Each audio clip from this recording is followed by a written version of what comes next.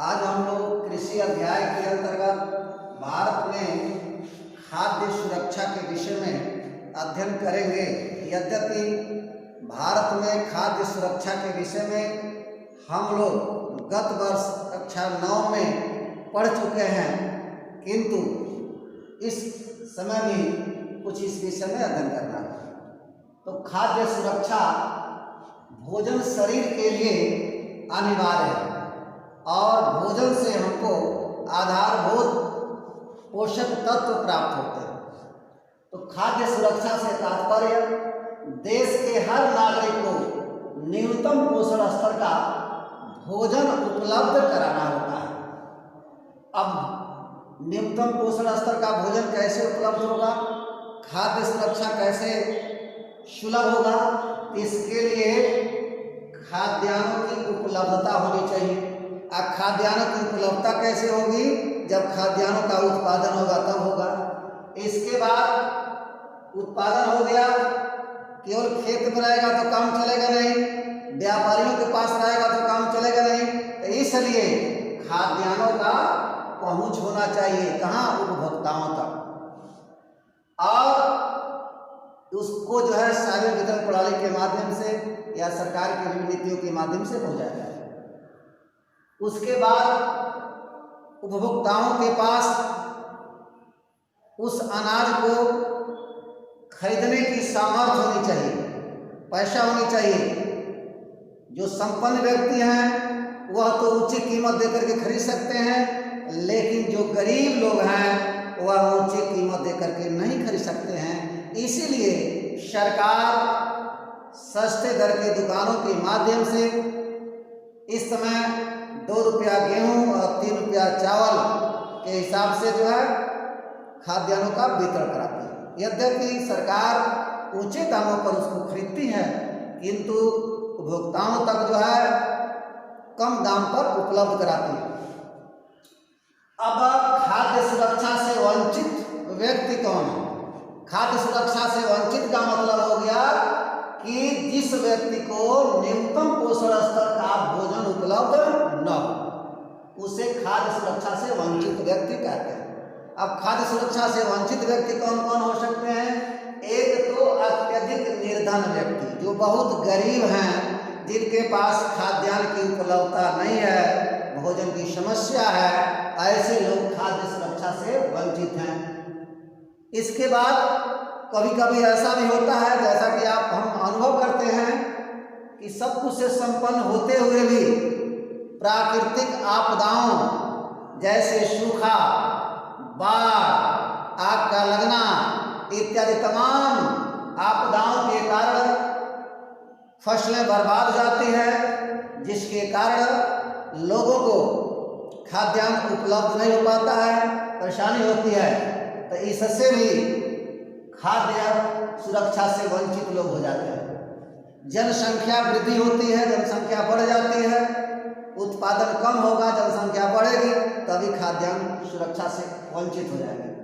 अब खाद्य उपलब्ध कराने के लिए कौन कौन से प्रभावी तरीके होनी चाहिए, सरकार करती भी है। एक तो राष्ट्रीय खाद्य सुरक्षा प्रणाली की संरचना का विकास किया जाए।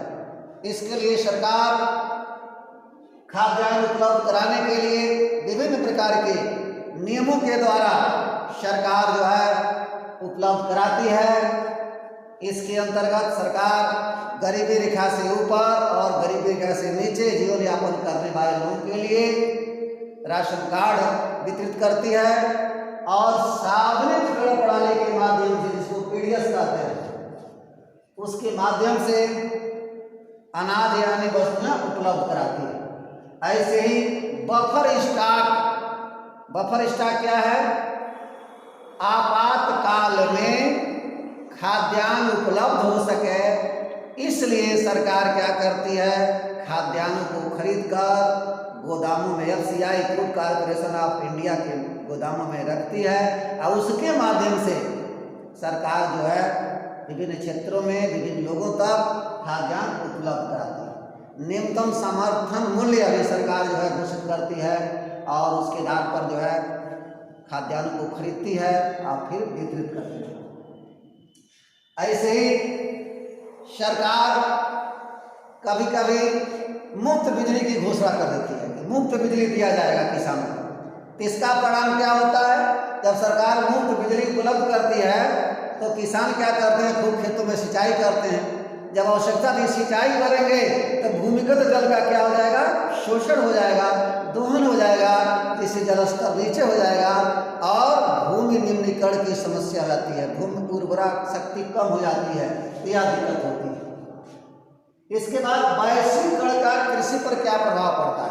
वैश्वीकरण एक सतत चलने वाली प्रक्रिया है जिसको भूमंडलीकरण भी कहते हैं। इसके अंतर्गत आर्थिक, राजनीतिक और सांस्कृतिक दृष्टि से विश्व के सभी देश आपस में जुड़े रहते हैं और एक देश के पास जो वस्तुएं नहीं रहती है वो दूसरे देश से पास चली जाती है, एक दूसरे का विकास होता है। तो भारत में वैश्वीकरण की प्रक्रिया का वर्ष 1990 माना जाता है। वैश्वीकरण की प्रक्रिया के कारण कृषि के फसलों के उत्पादन में परिवर्तन हुआ। जब अंग्रेजों का शासन था तो अंग्रेज यहाँ की तमाम वस्तुओं को अपने वहाँ दूसरे देशों में भेजते थे और लाभ उसे प्राप्त करते थे। यहाँ से मसाले, गर्म मसाले जो है भेजते थे। ब्रिटिश व्यापारी क्या करते थे, गर्म मसाले की खेती करने के लिए दक्षिणी भारत के पठारी क्षेत्रों में लोगों को प्रोत्साहित करते थे और वह फिर उससे बाहर जाता था, उससे पैसा मिलता था। कपास के उत्पादन पर भी जोर देते थे क्योंकि उनके यहाँ लिवरपूल और मैनचेस्टर जैसे औद्योगिक क्षेत्र थे जहाँ सूती वस्त्र उद्योग थे, उनके लिए कच्चा माल मिल सके, इसके लिए अपना जो है दबाव डालते थे। फसलों के उत्पादन में भी परिवर्तन हो गया। नील की खेती करने के लिए अंग्रेज सरकार जो है यहाँ के किसानों पर दबाव डालते थे और कहते थे जितनी भूमि है उसका 15% खेती करना आवश्यक है। तो उन्होंने एक भूमि खेती करने की, नील की खेती करने की एक पद्धति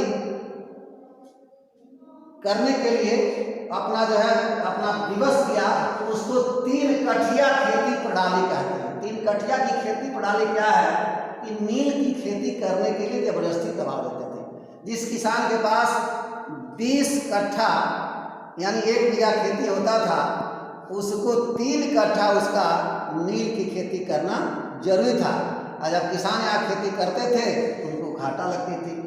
तो इसका जो है विरोध किया गया। महात्मा गांधी ने चंपारण सत्याग्रह आंदोलन किया जिसके कारण जो है इसका समाधान हुआ। फसलों के उत्पादन में भी वैश्वीकरण के कारण प्रभाव पड़ा। पहले ज़्यादातर से खाद्यान्न फसलों का उत्पादन लोग करते थे, अब खाद्यान्न फसलों के उत्पादन के स्थान पर जिस फसल में अधिक लाभ होने लगा उस खेती को लोग करने लगे। अभी बहुत पहले देखेंगे तो जिसमें खाद्यान्न ज़्यादा उत्पादन करते थे फिर बाद में गन्ना खेती की जाने लगी।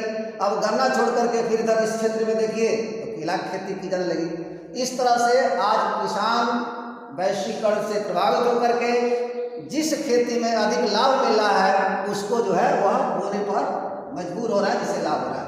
ऐसे ही बायोडीजल फसल इसमें जेट्रोफा और जेनोवा जैसे कीमती फसलों का भी उत्पादन कर रहे हैं। इसके अलावा भी तमाम प्रकार के व्यापारिक कृषि किसान कर रहे हैं जिसके माध्यम से किसानों की आय बढ़ी है और देश की आवश्यकता में वृद्धि हुई है और यहाँ विदेशी मुद्रा भी जो है प्राप्त हो रही है।